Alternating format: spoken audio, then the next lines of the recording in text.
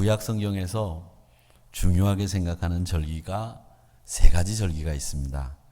하나가 유월절, 칠칠절, 초막절이고 이 절기들은 각각 다른 명칭들을 가지고 있는데 유월절은 무교절이라고 부르고 칠칠절은 다른 말로 맥추절이라고 부르고 초막절은 다른 말로 수장절이라고 부릅니다. 그리고 이 칠칠절과 맥추절을 이 두 가지 단어로 부르고 있지만 명칭으로 부르고 있지만 또 다른 단어는 오순절이라고 부르기도 합니다. 오순절이라고 부르는 것은 영적으로 우리에게 힘을 준다든지 영적인 의미로 이야기할 때에 이 칠칠절을 맥추절을 오순절이라고 그렇게 부릅니다. 어쨌든 이 세 가지 절기를 각각의 명칭들이 가지고 있는데 여기에 보면 이 무교절, 맥추절, 수장절은 농사를 짓는 이스라엘 사람들이 가나안 땅에 정착을 해서 농경 생활을 하면서 갖게 된 이름이 무교절, 맥추절, 수장절이라고 하는 이름입니다.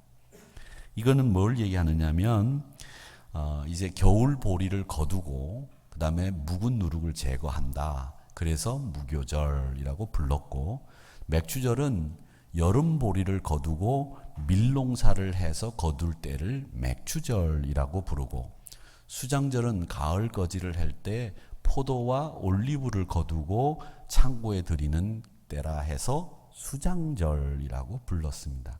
그래서 무교절, 맥추절, 수장절은 농사를 짓는 농경 문화에서 파생된 세 가지 절기의 명칭이고 이 유월절, 칠칠절, 초막절이라고 하는 명칭은 이스라엘 백성들의 역사적인 사건을 통해서 만들어진 명칭입니다. 이 유월절이라고 하는 것은 여러분 아시는 것처럼 이스라엘 백성들이 출애굽을 한 다음에 이 출애굽을 하면서 그 이스라엘 백성들이 초태생이 즉 장자의 죽음에서 벗어난 것을 그걸 기념하면서 지키는 절기가 유월절입니다. 유월이라고 하는 말은 영어로 하면 패스오버 됐다는 말이죠. 넘어갔다라는 뜻으로 유월절이라고 부릅니다. 즉 애굽에서 430년의 노예 생활을 끝내고 가나안을 향해서 가기 시작한 그 즈음에 생긴 역사적인 사건이고 하나님의 은혜를 기념하는 절기가 유월절, 패스오버. 이걸 히브리 말로는 페삭이라고 부릅니다. 그래서 이 페삭이라고 하는 말이 유월절로 그 당시에 이스라엘 사람들은 그 페삭 접시라고 하는 것을 만들어서 유월절에 독특한 음식을 먹습니다. 그리고 이제 이스라엘 백성들이 애굽에서 나온 다음에 1회 동안 7번을 가서 1회 동안 7번을 가서 도착한 곳이 어디였느냐면 시내산 밑이었습니다. 거기서 하나님께로부터 계명을 받고 하나님께로부터 이스라엘 백성들이 이제 하나님을 경외하면서 살 수 있는 백성이 되도록 준엄한 명령 앞에 선 날이 7.7절입니다. 시내산에서 계명을 받은 날을 기억하며 지키는 절기가 7.7절이라고 부르는 겁니다. 그리고 초막절은 이제 이스라엘 백성들이 가나안에 정착하고 난 뒤에 자신의 선조들이 광야에서 살았던 날들을 기억하면서 그 기억을 되새길 때 지켜야 되는 절기로 이 초막절을 지키도록 하나님이 말씀하셨고 그 초막절은 조상들의 고난, 광야에서의 고난, 그리고 하나님이 광야를 통해서 이스라엘 백성들을 이끌었던 그때를 기억하면서 지키는 절기가 바로 초막절입니다. 제가 말씀을 드린 것처럼 이스라엘 백성들, 이스라엘 사람들은 지금도 아파트를 지어도 초막 생활을 할 수 있는 베란다를 만들어 놓고 이 초막절이 되면 일주일 동안 베란다에다가 초막을 만들어 놓고 그곳에서 생활을 합니다. 초막절은 일주일 동안 지키되 첫날은 성회로 그리고 첫날은 노동을 하지 않으면서 일주일 동안 화제를 드리면서 불로 드리는 제사를 드리면서 이 초막에서 생활을 해야 되기 때문에 이스라엘 사람들은 아파트를 지어도 초막을 지어서 머물 수 있는 공간을 꼭 만듭니다. 우리가 아파트를 지을 때 요즘에는 베란다를 없애고 확장해서 만들듯이 이 사람들은 아파트에 들어가서 초막을 지을 수 있는 공간이 없으면 리모델링을 해서라도 초막을 지을 수 있는 공간을 꼭 마련하는 것이 이분들의 생활입니다. 자, 이 세 가지 절기에 대해서 여러분들에게 말씀을 드렸는데 그 중에서 지금 조금 전에 말씀드린 초막절과 수장절이 우리가 지키고 있는 추수감사절의 의미를 가지고 있는 절기라고 보시면 되겠습니다. 농사를 지은 농경적인 의미에서 수장절, 역사의 사건을 통해서 하나님이 우리에게 베풀어 주신 은혜를 기억하는 절기로 초막절, 이 두 절기를 같은 절기지만 각각의 명칭으로 그렇게 부르고 있다는 겁니다. 자, 그러면 이 수장절의 감사라고 하는 것은 도대체 뭐고 초막절의 감사는 뭐냐라고 했을 때 저는 이렇게 생각을 해봅니다. 출애굽기 23장 16절의 말씀에 보면 수장절을 지켜라. 이는 네가 수고하여 이룬 것을 연말에 밭에서부터 거두어 저장함이니라. 이렇게 말씀을 하셨습니다. 이 수장절이라고 하는 말은 한 해 동안 지켜주신 하나님의 은혜에 감사하는 절기. 즉 우리 생활 속에서 일어났던 모든 일들, 하나님 우리의 기업을, 우리의 사업을, 우리의 건강을, 이 모든 일들을 하나님께서 지켜주신 것에 감사하는 절기, 그것이 바로 수장절의 감사입니다. 여러분, 한 해 동안 여러분을 지켜주신 하나님의 은혜 앞에 감사의 고백을 드리시는 여러분들이 되시기를 바랍니다. 넉넉하든 넉넉하지 않든 하나님이 우리 삶을 지켜주셨어요. 저도 제 자신을 이 설교를 준비하면서 돌아보니까 어렵고 힘든 한 해였지만 그래도 저에게 날마다 은혜를 주신 하나님을 찬양하고 감사할 수 있는 한 해였습니다. 아이들이 아프고 다치면 낫고 난 뒤에 훌쩍 더 커 있고 더 성숙해 있는 것을 보듯이 우리 교회가 또 제가 아프고 또 상처가 나고 힘들었지만 훌쩍 크고 훌쩍 더 성장한 한 해였다. 저 나름대로 그렇게 해석을 해봤습니다. 제 가정도 건강하고 무탈하게, 부모님도 무탈하게, 그리고 또 무엇보다 우리 교회 원로 목사님을 비롯해서 우리 은퇴하신 장로님들, 권사님들이 그래도 무탈하게 보내신 것은 하나님의 큰 은혜였다고 생각을 하고 감사하는 마음을 가지고 이 설교를 준비했습니다. 또 올 한 해 말씀 묵상이라고 하는 주제로 달려왔습니다. 새벽기도 시간에 말씀 묵상을 통해서 우리가 같이 은혜를 나누고 우리가 믿음의 틀을 쌓아야 되겠다라는 생각을 가지고 신앙생활을 했는데 아직까지도 이 말씀 묵상과는 상관없이 신앙생활을 하시는 분들도 있지만 우리가 성도들이 말씀 묵상의 소중함을 알아가는 원년이 된 것을 감사하게 생각을 하고 여러분들이 더욱더 말씀에 창념하는 한 해가 되었으니 앞으로도 이 말씀 묵상에 더 창념하는 우리 성도들이 되기를 바라는 마음을 갖습니다. 또 그리고 저희들이 이제 새해에는 우리 당회 때 장로님들에게 말씀을 드렸지만 우리 새해에는 우리 일기를 쓰자. 이것은 어떤 뜻을 가지고 있는 일기냐면 감사일기 그리고 주님과 동행일기를 쓰자. 이런 운동을 벌이려고 합니다. 이 감사일기와 동행일기라고 하는 것은 이 선한목자교회 유기성 목사님이 벌이는 운동으로 그 교회에서도 강요하지는 않지만 많은 분들이 동행일기를 쓰고 있다는 말에 제가 감동을 받아서 유 목사님과 신촌교회 박노훈 목사님과 충북교회 성창용 목사님이 같이 모인 자리에서 식사를 하면서 차를 마시면서 이야기를 나눴습니다. 내년에 우리 교회들도 이렇게 하나님과 동행하는, 주님과 동행하는 일기와 감사일기를 썼으면 좋겠다. 어떻게 써야 되는지 우리 교인들에게 세미나를 좀 열어서 가르쳐 달라고 부탁을 했습니다. 그랬더니 유 목사님이 몸이 약해서 외부 집회를 못 나가시는데 신촌교회와 하누리교회와 충북교회가 모여서 교인들이 그걸 원하신다면 제가 와서 강의를 하겠습니다. 약속을 받아서 신촌교회에서 12월 16일, 17일 양일간에 주님과 동행하는 일기, 감사일기, 이걸 우리 교회는 하누리라고 하는 이름으로 되어 있으니까 하누리, 우리 주님과 함께 우리가 같이 걸어간다라는 일기로 우리는 감사일기와 주님 동행일기를 하나로 묶어서 우리 일기라고 이름을 짓고 내년에는 감사와 주님과 동행한 그 내용들을 하루하루 SNS에 올리기도 하고 내가 노트에 적기도 하면서 신앙의 성장을 이룰 수 있는 우리 일기를 쓰는 한 해로 만들자, 이렇게 계획을 하고 12월 16일, 17일 양일간의 일정을 잡아놨습니다. 여러분들이 관심을 가지시고 영적인 성숙을 이루기 위해서 이 모임에 많이 참석들을 해주셨으면 좋겠는데, 어쨌든 이런 영적인 운동이 우리 교회 안에서 알게 모르게 많이 이렇게 퍼져나가면서 영적인 분위기로, 말씀 분위기로 바꾸어 나가는 이런 운동의 원년이 된 것에 대해서 감사를 합니다.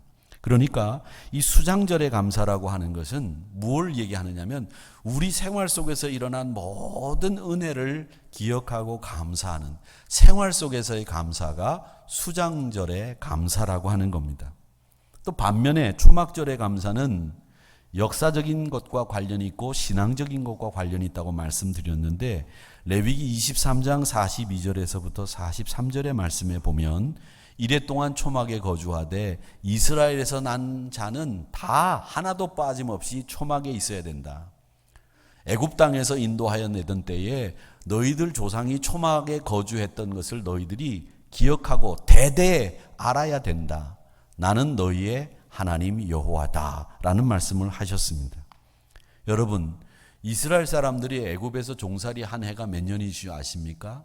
430년을 종살이 했습니다. 430년을 종살이를 했으니까 이 사람들 머리는, 이 사람들의 마음은, 가치는, 신념은 다 뭘로 바뀌었느냐? 종이 돼 있는 거예요. 그 종이 돼 있는 사람이 갑자기 자유민이 되고 갑자기 하나님을 경외하는 사람으로 바뀔 수 있느냐? 불가능하다는 거죠. 그래서 하나님이 430년 동안 노예 생활을 하던 그 사람들의 노예 정신에 찌들어 있는 그 물을 빼기 위해서 40년 동안 광야 생활을 하게 만든 거죠. 그 세월의 상흔과 기억을 없애고 자유민으로 하나님을 경외하는 백성으로 살기 위한 훈련이 필요하셨기 때문에 430년의 때를 싣기 위해서 40년의 광야 생활을 하게 하신 거죠. 노예니까 그 사람들이 무슨 목표가 있겠습니까? 주인이 하라는 대로 하고 먹으라면 먹고 자라면 자는 그런 생활에 익숙해져 있을 것 아니겠습니까? 그런데 이제는 자유민이 돼서 능동적으로 자기가 할 일을 찾아야 되고 자유민이 돼서 하나님을 경외해야 되는 이런 삶이 익숙하지 않으니까 그런 삶으로 훈련을 시키기 위해서 광야에서 40년을 훈련시킨 겁니다. 근데 그 막상 광야에 나가 보니까 이게 갈 곳이 막막하고 갈 곳이 보이질 않는 거예요. 마주한 환경이 뭐였느냐? 잘 개발이 돼 있는 신도시 아파트가 있고 상가가 분양이 돼서 우리가 필요한 물건을 사는데 부족함이 없는 편의점들이 있고 홈플러스가 있고 이마트가 있는, 그리고 적당히 학교도 좋은 곳이 있고 지하철이 있고 버스 노선이 다양하게 어디든지 갈 수 있는 그런 곳으로 인도하신 것이 아니라 아무것도 없는 광야로 인도하신 거예요. 밤이면 영상 2도까지 떨어지고 낮이면 영상 52도가 되는 곳으로 인도하신 거예요. 여러분, 영상 52도 한번 가보셨습니까? 낮에 가나안 광야 땅에 가서 딱 서면 52도, 60도에 육박한다고 생각하시면 됩니다. 못 서 있습니다. 맨 얼굴로 모자를 안 쓰고 못 서 있습니다. 근데 저녁이 되면 영상 2도까지 떨어져요. 추워가지고 못 견딥니다. 파카를 안 입으면 안 됩니다. 그러니까 그렇게 더운 나라인데도 파카가 필요한 이유가 있는 거예요. 그 일교차 때문에 건강을 금방 잃어요. 요즘 노약자들이 건강을 잃는 때인데 이게 왜 그러냐면 일교차가 크면 건강을 잃기가 굉장히 쉬워요. 왜? 체온 관리가 잘 안 되기 때문에. 우리가 변온동물이 아니라 정온동물입니다. 생물학 시간에 배웠잖아요. 안 배웠어요? 아, 저만 배웠구나. 예. 근데 우리가 이 외부 공기에 우리의 체온을 적절하게 유지하려면 우리 힘이 필요한 거예요, 말하자면. 그런데 그 힘이 노약자들이 약하기 때문에 외부 체온에 영향을 받아서 우리 체온이 떨어지거나 올라가거나 이러면서 몸이 상하는 거죠. 그래서 요즘 같은 때는 옷을 두툼하게 입고 다니시라는 게 제 주장입니다. 옷은 두툼하게 입어서 손해볼 게 아무것도 없어요. 특히 나이 드신 분들. 옷은 어떻게 입으라? 두툼하게. 산에 갈 때든 어디 갈 때든 옷은 한 벌 더 가지고 가라. 그게 제 주장입니다. 그리고 저하고 달리 비쩍 마르신 분들은 밥 숟갈을 놓기 전에 한 숟갈을 더 먹어라. 그러면 살찌는 거예요. 풍건사님. 밥 숟갈을 놓기 전에 뭐라고요? 한 숟갈을 더 먹어라. 저 같은 사람은 뭐냐? 한 숟갈을 더 먹기 전에 참아라.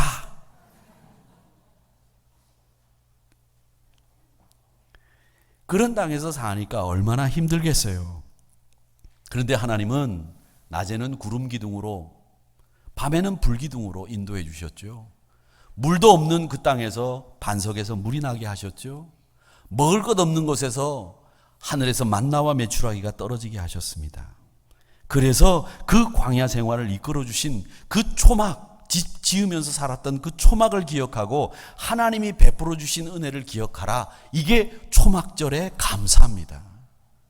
농사 잘 짓게 하시고 가정을 무탈하게 하신 것에 감사하는 수장절의 감사가 있는가 하면 하나님이 우리에게 베풀어 주신 은혜에 감사하는 초막절의 감사가 이 수장절과 초막절이 갖고 있는 명칭에서 얻게 되는 감사라는 겁니다. 또 우리가 근데 여기서 짚고 넘어가야 될 게 있습니다. 그게 뭐냐면 이스라엘 백성들의 태도예요. 이스라엘 백성들은 그 많은 것을 하나님이 주셨음에도 불구하고 불평이 그치지 않았습니다. 이유가 뭐냐? 자기에게 주어진 것을 은혜로 여기지 않았다는 거죠. 감사 스타일이 되지 못한 채로 삶의 모양이 불평으로 치달았던 겁니다. 신명기 8장 2절에 보면 이런 말씀이 있습니다. 내 하나님 여호와께서 이 광야 생활 40년 동안에 네가 광야길을 걷게 하신 것을 기억해야 된다. 이 광야길을 걷게 하신 이유가 뭐냐? 너를 낮추고 너를 시험하고 네 마음에 하나님의 명령을 지키는지 안 지키는지 그거를 알려고 이 광야길을 걷게 하셨다라는 말씀이 신명기 8장 2절에 있는 말씀입니다. 구원해 주신 하나님의 은혜가 있었기에 이스라엘이 이스라엘이 될 수 있었다는 거죠. 그 사랑을 기억하고 잊지 말라고 하는 것이 하나님의 말씀입니다. 그래서 기억이라고 하는 단어가 자주 사용되고 있는데 이 기억이라고 하는 단어가 사용되는 이유가 있어요. 뭐냐? 똑같은 일을 당해도 어떤 사람은 감사하는 사람이 있는가 하면 똑같은 일을 당해도 어떤 사람은 불평하는 사람이 있기 때문입니다. 어떤 사람은 똑같은 일을 해도 감사를 찾아요. 똑같은 일을 당했는데 어떤 사람은 불평거리를 찾는단 말이죠. 그게 습관화가 돼 있고 그게 뇌 구조, 제가 말씀드린 것처럼 지난주에 우리 인간은 생존을 위해서 뇌 구조가 부정적으로 발달해 왔다는 거예요. 그 부정적인 뇌 구조를 감사 스타일로 바꾸기 위해서는 감사일기, 주림 동행일기, 즉 우리 일기를 써야 된다는 게 제 주장인 거예요. 그래서 우리가 우리 일기를 쓰는 훈련을 하자는 거죠. 또 기억을 하라는 말씀을 하는 이유는 어떤 일을 당했을 때 자기를 돌아보는 사람이 있는가 하면 어떤 일을 당했을 때 자기를 전혀 돌아볼 줄 모르는 사람이 있다는 거죠. 헤아릴 줄 모른다는 거죠. 저는 찬송가 429장을 굉장히 좋아합니다. 처음 제가 이 노래를 영어 찬송으로 들었어요. 근데 얼마나 그 콰이어가 노래를 잘하는지 제가 너무 은혜를 받고 감동을 받았습니다. 근데 이 받은 복을 세어보아라 라고 하는 말씀을 제가 이 말씀을 제가 참 은혜롭게 받은 가사인데 받은 복을 카운터라는 거죠. 세봐라. 뭐 때문에 세어보라고 하셨겠어요? 네가 받은 것과 잃은 것을 대차대조표를 만들어서 결산하라. 그런 뜻인가요? 그건 아니에요. 받은 복을 헤아려 보아라라고 하는 말은 네가 가지고 누리고 있는 것들을 한번 카운트를 해보면 그게 너에게서부터가 아니라 하나님께로부터 왔다는 걸 알게 될 거야. 그러니 세어봐. 카운트해봐. 하나, 둘, 셋, 넷, 다섯. 기억하라는 거죠. 기억해라.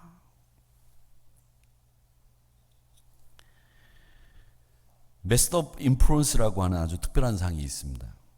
번역하면 영향력을 가장 많이 끼친 상 이렇게 번역할 수 있습니다. Master of Influence.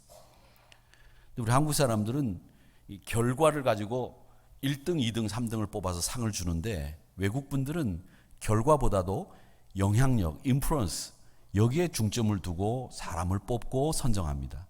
그래서 미국에서 연말에 가면 항상 어떤 사람에게 상을 주느냐, 어떤 사람을 뽑느냐 하면 세계적으로 영향력 있는 사람 100등, 100명 영향력 있는 사람을 주로 선정을 합니다.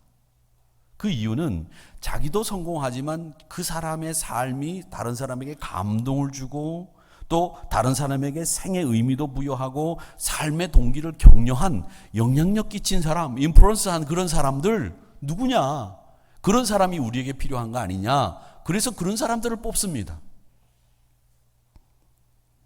근데 그 상을 받은 사람들 가운데, 메스터 오브 인플루언스의 상을 받은 사람 가운데 베스트셀러 작가인 정상에서 만납시다라고 하는 글을 쓴 지그 지글러라는 사람이 있습니다. 이름이 조금 우리하고는 다르죠. 지그 지글러입니다. 자서전을 썼어요. 마지막 결론 부분이 뭐냐? 모든 것 다 감사뿐이었다. 감사 외에는 다른 할 말이 없는 그런 인생이었다 하는 겁니다. 그러니까 하나님 은혜에 감사했고요. 자기가 살아가면서 보니까 자기 혼자 사는 줄 알았는데 하나님의 말씀이 자기를 늘 지켜줬다는 걸 깨달았다는 거예요. 아, 내가 혼자 내 힘으로 살았는데 아니네. 말씀이 나를 지켜주셨네. 그걸 깨달았다는 거예요. 그리고 난 뒤에 뭘 깨달았느냐 하면 자기 가족들에게 너무 감사한 걸 깨닫게 되더라는 거예요. 부인에게, 자녀들에게 너무 감사하더라는 거예요. 이웃들에게, 친구들에게 감사한 사람들 뿐이었다는 거예요. 여러분, 우리 인간의 성공이 어디 있습니까? 많이 가지면 성공한 사람, 권세 가졌다고 성공한 사람 부질없지 않습니까? 요즘 보면 뭐 권세 가진 사람들 보니까 나와가지고 싸우는데, 야, 뭐 우리하고 뭐 별반 다름없이 우리보다 더 못하게 싸우대. 막 소리 지르고 말이죠. 그게 무슨 소용이 있습니까? 자기 성질 다 부리고 막 고성 지르고. 저는 우리 인간의 성공은 얼마나 많이 감사할 수 있느냐, 어디까지 감사할 수 있느냐, 얼마나 충만한 감사 속에 살고 있느냐, 또 감사로 우리 생을 마칠 수 있느냐, 이게 그 사람의 성공을 가늠할 수 있는 바로메타라고 생각합니다. 그래서 제가 1부, 2부 예배 시간에 다 저를 따라하라고 했습니다. 우리가 죽을 때 내 앞에 있는 분들에게 감사하고 죽어야 됩니다. 축복하고 죽어야 됩니다. 연습해야 된다고 말씀드렸습니다. 죽을 때 뭐라고 얘기하고 우리가 하나님 부르시면 받겠어요? 한번 저를 따라하십시오. 여보, 따라하세요. 여보, 더 크게. 여보, 당신은 나에게 축복이었어.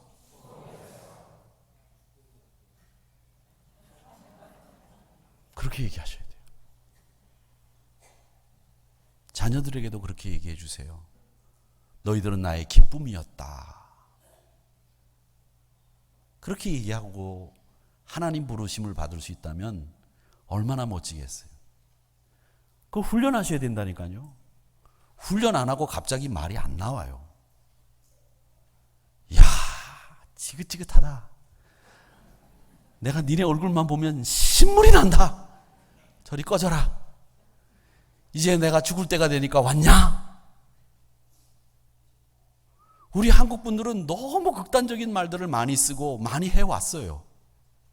그리고 드라마를 보면 다 그런 사람들만 얘기가 해요. 다 그런 사람들 얘기만 나오거든요. 그러니까 그게 익숙해져 있어요. 그러지 마세요. 그래서 저는 제가 죽을 때 내 옆에서 무슨 찬송을 불러야 된다, 무슨 말씀을 낭독해야 된다 정해놨어요. 그리고 저는 제가 할 말을 지금부터 연습합니다. 여보, 내가 당신 만난 거 진짜 축복이었어. 이 말하고 죽을 수 있다면 정말 멋질 것 같아요. 그러고 난데 안 죽으면 조금 더 있다가 일주일 후에 뭐 얘기해도 돼요. 그 말하고 난데 숨이 딱 떨어지면 되는데 안 떨어질 수도 있잖아.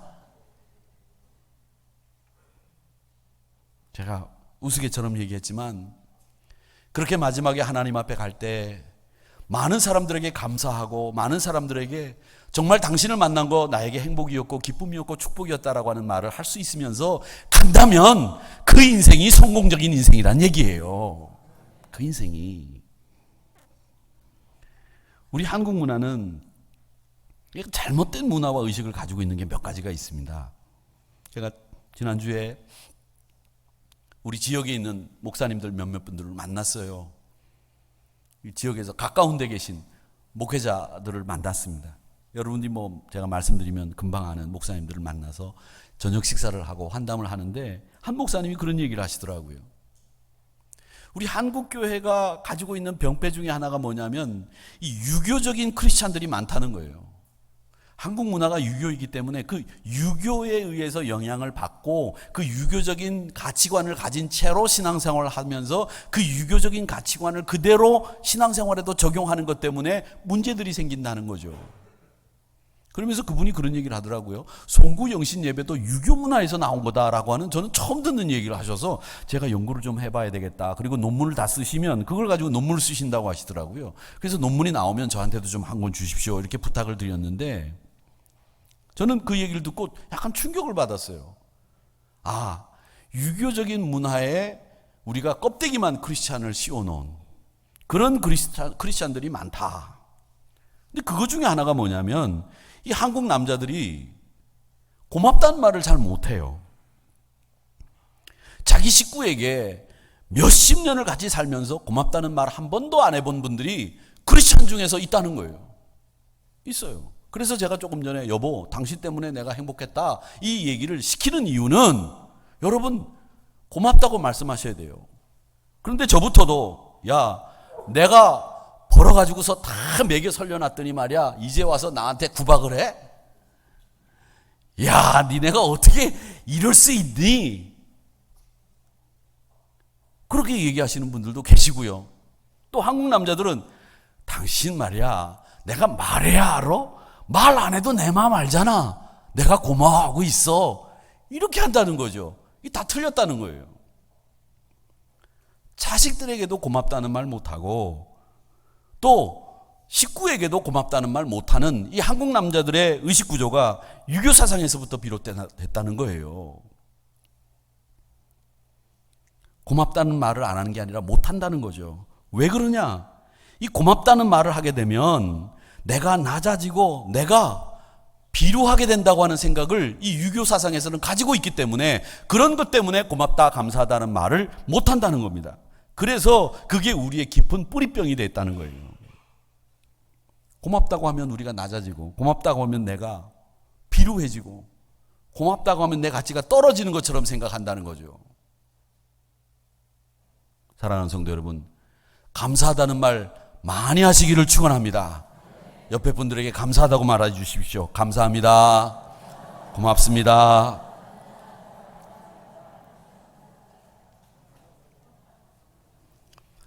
감사하는 순간에 우리가 올라가고 감사하는 순간에 자유로워집니다. 감사해 보십시오. 행복해질 뿐만 아니라 앞이 환하게 보입니다. 감사할 때 앞이 보여요. 근데 저는 이 수장절의 감사와 초막절의 감사를 이 사람들이 쓰던 말들 중에 신앙적인 해석을 한다면 어떤 것이 있을까 생각을 해봤습니다. 이스라엘이 영적인 암흑기를 엘리 제사장 때 겪었어요. 그리고 난 뒤에 사무엘 제사장이 된 다음에 사무엘 제사장이 이스라엘 백성들을 미스바에 모았습니다. 그리고 영적인 개혁과 영적인 갱생을 위해서 집회를 열고 말하자면 부흥회를 열고 있는데 블레셋 사람들이 이스라엘 사람들이 미스바에 모였다는 소식을 듣고 쳐들어옵니다. 블레셋이 쳐들어오니까 그럼 나가서 싸워야 되는데 이 사무엘 선지자가 나가서 싸우는 게 아니라 계속 예배를 드리는 거예요. 그런데 그 블레셋 군대를 하나님이 물리쳐 주세요. 할렐루야. 여러분은 안 믿으시겠지만 물리쳐 주셨어요. 그리고 난 뒤에 거기다 큰 돌을 세우고 이 사무엘 선지자가 뭐라고 썼느냐면 하나님이 여기까지 우리를 도우셨다. 그래가지고 거기다 에베네셀이라 그렇게 이름을 지었습니다. 그 사무엘상 7장 12절에 있는 말씀이에요. 저는 이게 수장절의 감사, 우리 생활 속에서 일어났던 일들의 감사라고 생각합니다.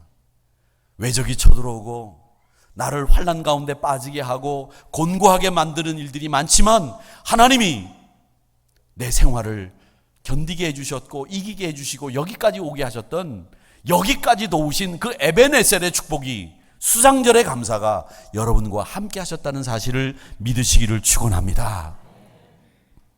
초막절은 이스라엘 백성들이 광야에서 살았던 그 광야 생활을 기억하면서 감사라고 하는 절기인데, 이 초막절은 도대체 어떤 감사라고 해석할 수 있을까 생각을 하다가 마태복음 1장 23절에 보면 이런 말씀이 있습니다. 보라, 처녀가 잉태하여 아들을 낳을 것이요 그의 이름을 임마누엘이라 하리라. 번역하면 임마누엘은 하나님이 우리와 함께 계시다, 이런 뜻이다, 이 말씀이 있습니다. 주님이 여러분 언제 우리와 함께 하실까요? 언제? 바로 지금, 여기, 오늘 여러분과 함께 계시는 줄로 믿습니다. 이스라엘 민족이 광야에 있을 때도 하나님이 그곳에 함께 하셨고, 하나님이 따로 순간을 정해놓으신 것이 아니라 하나님이 늘 함께 이스라엘 백성들과 임마누엘 하셨다는 거예요. 고통을 당하고 있으면 그 고통 가운데 함께 계시는 겁니다. 슬픔에 잠겨 있으면 그 슬픔을 딛고 일어설 수 있도록 함께 하시는 겁니다. 불안해하고 있으면 하나님이 두려워하지 마라, 놀라지 말라, 내 의로운 오른손으로 너를 붙들어 주리라, 그렇게 함께 하시는 거예요. 우리에게 용기를 불어넣어 주십니다. 신음하고 있는 그 작은 목소리도, 세미한 그 소리도 하나님이 듣고 계세요. 지금 여기와 함께 하시는 하나님, 그 임마누엘의 하나님을 경험하시기를 바랍니다. 그 초막절, 이스라엘 백성들이 광야 생활을 하는 동안에 그 초막에서 하나님이 한순간도 떠나지 않고 구름 기둥으로, 불 기둥으로, 만나와 메추라기로 그들과 함께 하시면서 임마누엘 하신 거예요. 사랑하는 성도 여러분, 이 초막절의 감사는 임마누엘의 감사인 줄로 믿습니다. 이 수장절의 감사는 에베네셀의 감사인 줄로 믿습니다. 이 두 가지의 감사가 여러분의 감사가 되셔야 됩니다. 한동대 김영길 총장님을 참 저는 좋아했습니다. 지난 6월 달에 소천되셔서 제가 모신다고 약속을 해놓고 모시지도 못하고 못 모시게 됐습니다. 근데 김영길 총장님은 저하고 아주 기이한 그런 만남을 몇 번 가졌습니다. 뭐 기이한 만남이라고 할 것 없이 저는 이 김 총장님을 뵐 때마다 어디서 뵀느냐면 공항 화장실, KTX 화장실에서만 만났습니다. 그 화장실에서 손 씻고 있는데 총장님, 목사님 이렇게 만났어요. 근데 고 김영길 총장님의 사모님이 김영애 권사님이신데, 그 권사님이 이런 얘기 하셨어요. 하나님은 막판 뒤집기의 명수이시다. 당장 안 되는 것처럼 보입니다. 그러나 하나님은 그 약속을 믿고 기억하고 기도하는 사람에게는 그 필요한 것을 꼭 채워주십니다. 그렇게 얘기하셨어요. 오늘도 임마누엘 하신 하나님의 감사가, 이 초막절의 감사가 여러분의 감사가 되시기를 축원합니다. 그 수장절의 감사가, 에베네셀의 감사가, 여기까지 도우시는 그 감사가 여러분의 감사가 되시기를 축원합니다. 그래서 우리 사랑하는 성도 여러분들의 삶에 수장절의 감사도 넘쳐나고 초막절의 감사도 넘쳐나는 이런 복된 성도님들이 되시기를 주님의 이름으로 축원합니다.